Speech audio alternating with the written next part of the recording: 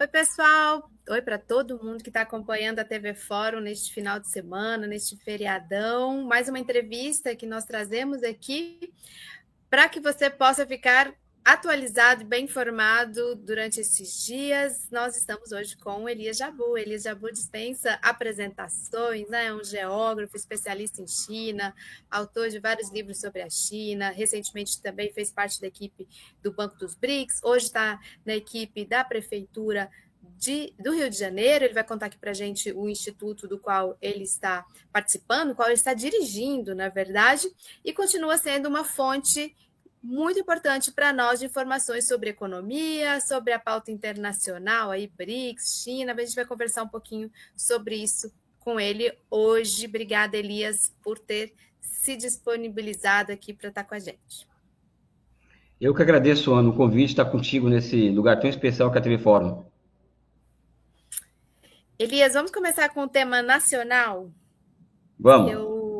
Eu queria te fazer a seguinte pergunta. No Brasil, como nós temos os mandatos presidenciais são de 4 anos, sempre tem essa coisa do começo e do quando viram os 2 anos de governo, é praticamente como se a gente já estivesse na reta final de um governo, né? Porque já se começa a olhar muito para a eleição, o processo eleitoral. E essa mudança dos primeiros 2 anos para agora os dois últimos do governo Lula, ela foi um pouco dramática, né? Do ponto de vista da economia. Nós tivemos em dezembro aquela crise, inclusive crise cambial, com o dólar passando aí de 6,30, e nós tivemos efeitos também na popularidade do presidente Lula, vindo muito da área econômica, aumento dos alimentos, né, alguns em especial, ovo, café, etc. Essa percepção também de inflação, às vezes mais do que a inflação em si, mas uma percepção que se jogou, né, e que a população também sente bastante. Como você vê este momento do governo Lula, já avançando aí nos 2 últimos anos, e com o projeto aí, nessa semana próxima, depois do feriado, deve-se começar a discutir com mais força da isenção da faixa do imposto de renda na faixa daqueles que ganham até R$ 5.000 como projeto econômico aí prioritário do governo.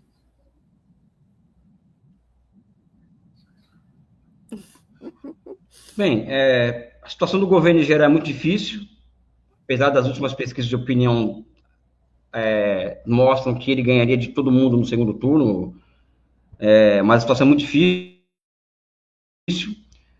porque ele herda uma situação do BNDES, quando o BNDES não tem mais condições institucionais de operar da forma que operava na época que ele era presidente.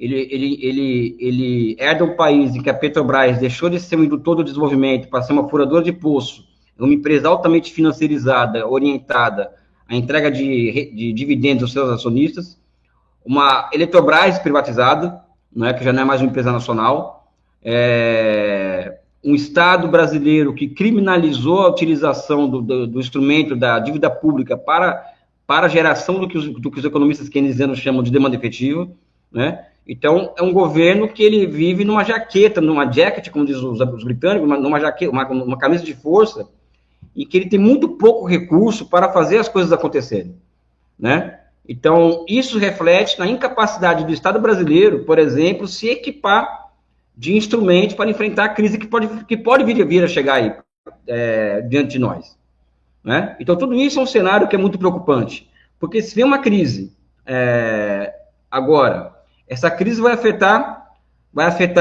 a taxa de câmbio, vai afetar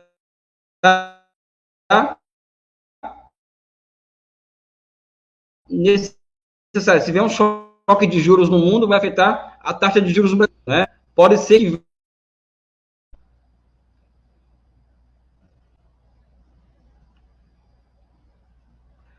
ser que venha inflação, por exemplo, sabe? Ou seja, é um cenário que está vindo aí muito complicado. Pode falar.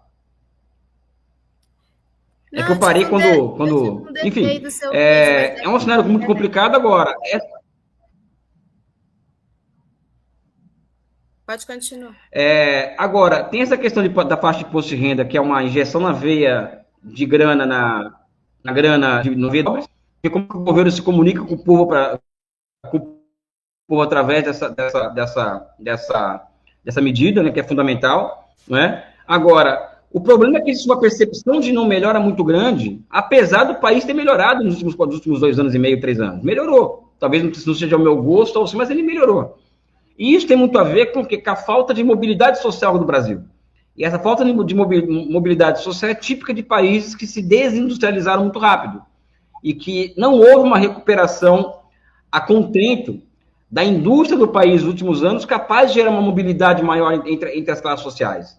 Então, isso é o que traz tanto essa sensação de mal-estar, quanto se transforma em um elemento que ajuda muito a extrema-direita no país, né? Ou seja, o fascismo se alimenta da falta de mobilidade social. Talvez seja esse o diagnóstico de pronto que posso entregar, né? Certo. Nos dias que a gente está gravando essa entrevista, o governo Lula ele apresentou no parlamento seu projeto de lei de diretrizes orçamentárias, né? O LDO. Deixa eu ver se eu estou com ela aqui. Eu queria colocar uma que está falando do salário mínimo, né? Então, tem essa perspectiva aí de aumento do salário mínimo, né, para R$ 1.630, se não me engano, mas também há uma projeção para os próximos anos temerária, né? Já chega-se a dizer que aqueles fundos constitucionais ou recursos constitucionais, principalmente saúde e educação, estão ameaçados caso a política econômica continue tal como está hoje. Essa aqui é uma manchete que saiu hoje no Estadão: gasto crescente com emendas vai travar investimentos da União, estima o governo. Eu queria te fazer essa pergunta. Hoje, o governo Lula, ele tem uma clareza sobre seu projeto econômico? Vai apostar na questão do déficit zero? Vai continuar com esse arcabouço fiscal, mesmo que isso ameace investimentos garantidos pela Constituição, como o da saúde e da educação?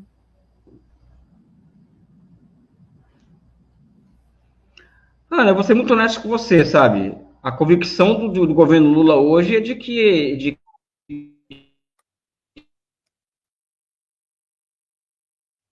que a austeridade vai trazer resultado futuro. Não houve uma mudança nesse paradigma no Brasil. Além do Estado brasileiro, mas existe uma convicção nas grandes figuras do governo de que é necessário estabilizar a economia para depois crescer, sabe? Então, o consenso que está posto para dentro do governo é um consenso fiscalista, gostemos ou não. Você pode me perguntar o seguinte, mas você apoia o governo Lula mesmo assim? Não é uma questão de apoiar ou não. O que eu acho, Ana, é que a política econômica do governo e a política externa do governo, que são dois focos de crítica pesadas da minha parte, não constituem uma contradição antagônica a ponto de me colocar fora desse projeto e buscar uma alternativa fora desse projeto contra o bolsonarismo, sabe? Então, não se transforma em uma contradição antagônica. Agora, eu não tenho nenhuma ilusão em relação a isso. É um governo que prima pelo fiscalismo, que prima por um discurso neoliberal, né? Que prima por uma política externa muito diferente dos primeiros governos Lula agora. Concordo com isso? Não. Se transforma em uma contradição antagônica capaz de me colocar num campo de oposição de esquerda? Também não. Porque essa oposição de esquerda não se constitui uma alternativa viável frente ao bolsonarismo, por exemplo, né?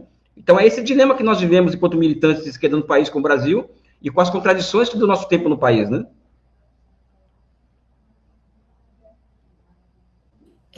Eu entendo seu argumento, sim. É um equilíbrio muito complexo, né? Muito difícil, porque a gente tem que apostar nessa linha, porque né, esse campo é o nosso campo, digamos assim, e aqui a gente fala claramente na TV Fórum como parte do campo da esquerda e de apoio, obviamente, ao governo Lula, mas é preciso também disputar, né, Elias, esses rumos aí da economia, e eu sei que você tem, sim, uma posição mais críticas sobre isso. Deixa eu pular agora da economia nacional para a conjuntura internacional, que está frenética, né, com o governo Trump.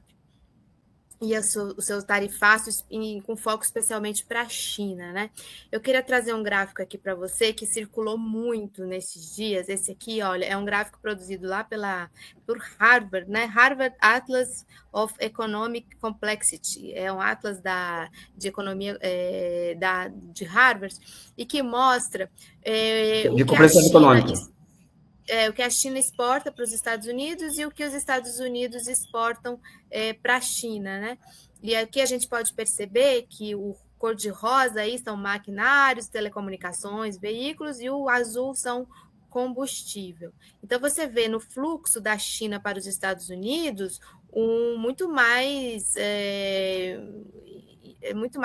produtos de valor agregado, valor tecnológico, né? E dos Estados Unidos para a China sobressai aí o azulzinho, né? Ou está mais equilibrado, né? O azulzinho. Como você vê neste momento, hoje, 17 de abril, é o dia que a gente está gravando este programa, né? Este programa vai ao ar aí no feriado da Páscoa. Como você vê qual é a fotografia de hoje dessa guerra comercial promovida por Trump com 245%, né, de taxas, de tarifas sobre os produtos chineses? O que a gente pode pensar para o próximo período? Isso é uma coisa que muita gente pergunta. O que a gente pode prever para esses próximos meses aí? Eu acho que a palavra que resume, e a partir desse palavra no conceito, né? O conceito que resume o atual momento é incerteza. Incerteza vai entregar, o passo seguinte da incerteza, como eu já disse antes para você, vai entregar baixo investimento, que por sua vez vai levar uma redução do comércio mundial. Isso pode entregar para o mundo uma crise de grandes proporções, como a de 2007 e 2008. Isso pode acontecer, tá? A demanda chinesa por produtos do sul global, por exemplo, ou mesmo do norte global, pode amainar essa crise? Pode, mas ela pode acontecer.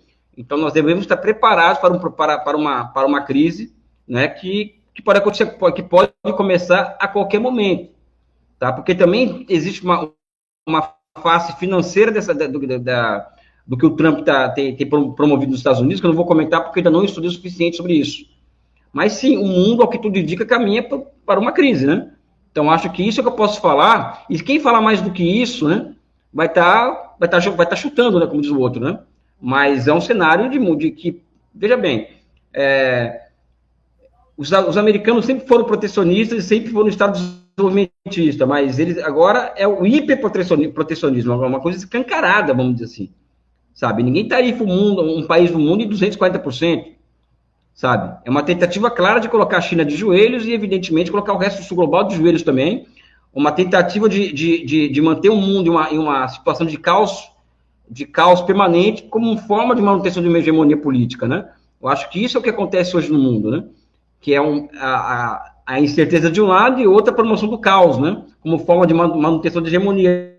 Até porque é muito difícil imaginarmos a manutenção da hegemonia americana, ou seja, um país que está exportando para a China produto primário, sendo que antigamente era o oposto, ou seja, a China importava tecnologia dos Estados Unidos, né?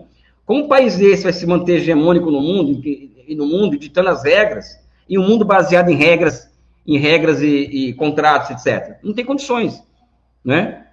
Então, a única forma desse país se manter vivo e se manter em pé é transbordando o caos mundo afora, que acho que essa é a única forma que eles têm de manter a sua hegemonia intacta no mundo. E mesmo assim é muito difícil, né? Elias, para a gente concluindo aqui, agradecendo novamente a sua presença aqui na TV Fórum, você que já morou na China, né?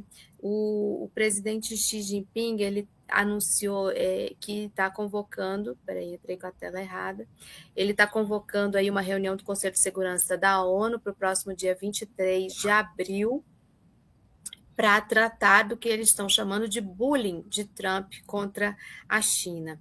Eu queria que você compartilhasse com a gente a sua visão de quem já viveu lá na China, quem acompanhou de perto a política do Xi Jinping, tanto para dentro como para fora, né? Tanto a política interna como a política externa. O que está passando na cabeça dos chineses neste momento de como lidar com essa crise? Eu acho que o que eu percebi, evidentemente, que a política que a China tem empregado desde 2017, ela nos dá razão, é de que a China nunca teve tão coesa em torno de objetivos estratégicos, sendo que o principal deles é a autossuficiência naquilo que ela não é autossuficiente do que hoje, né? Então, o que acontece hoje na China é uma população completamente, a massa do povo, né? Dos cientistas e empresários, Partido Comunista e tal, um grau de tensionamento muito grande por conta de uma ameaça existencial, porque no fundo, o que o Trump, o Biden, o que todos eles querem mesmo é destruir o poder político exercido pelo Partido Comunista da China. Então acaba que se transformando numa luta existencial, essa luta contra as tarifas do Trump, contra o bullying tecnológico, né? Mas isso tem um lado muito positivo, que é qual? A China conseguiu tirar uma distância imensa dos Estados Unidos em matéria, por exemplo, de infraestruturas de semicondutores, que ela estava há duas gerações atrás dos Estados Unidos, há 7 anos atrás. Hoje a China já está chegando lá, né, com chips de 3 nanômetros. Inteligência artificial, mesma coisa. A China estava muito atrás dos Estados Unidos. Hoje ela está empatada com os Estados Unidos, né? Então existe um mix de coesão e rapidez com que a China pôde mobilizar a sociedade em torno desses objetivos e entregar concretamente a substituição de importações de alta tecnologia para a produção interna própria do país, né? É isso que está acontecendo hoje na China.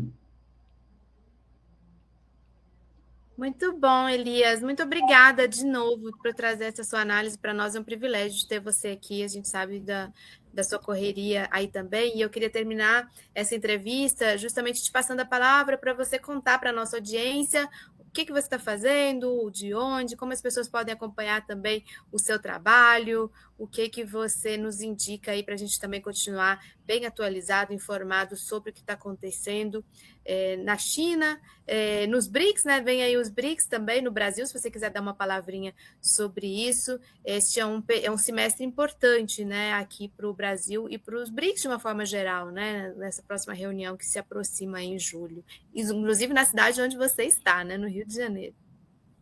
Isso. Eu, todos sabem, voltei da China no final do ano passado. Em tese, eu ia voltar para a universidade. Ser professor, aí surgiu esse convite barra possibilidade aberta pelo prefeito Eduardo Paes de eu presidir o Instituto de Urbanismo Pereira Passos, que é um instituto de urbanismo aqui do Rio de Janeiro, que produz dados, gera informações, enfim. E a tarefa nossa aqui, que posta pelo prefeito, é de transformar isso aqui em um think tank que envolva não somente urbanismo, mas também de desenvolvimento econômico. Então, transformar isso aqui no think tank que pensa o futuro do Rio de Janeiro, né? Em paralelo a isso, eu continuo dando aulas ao UERJ, nos programas de pós-graduação de Relações Internacionais e Ciências Econômicas. Devo lançar um livro lá para o mês de outubro, novembro, que é um livro que eu escrevi enquanto estive na China. Enquanto estive na China, passei finais de semana viajando pelo país inteiro e fazendo uma pesquisa mesmo lá, mochileiro mesmo.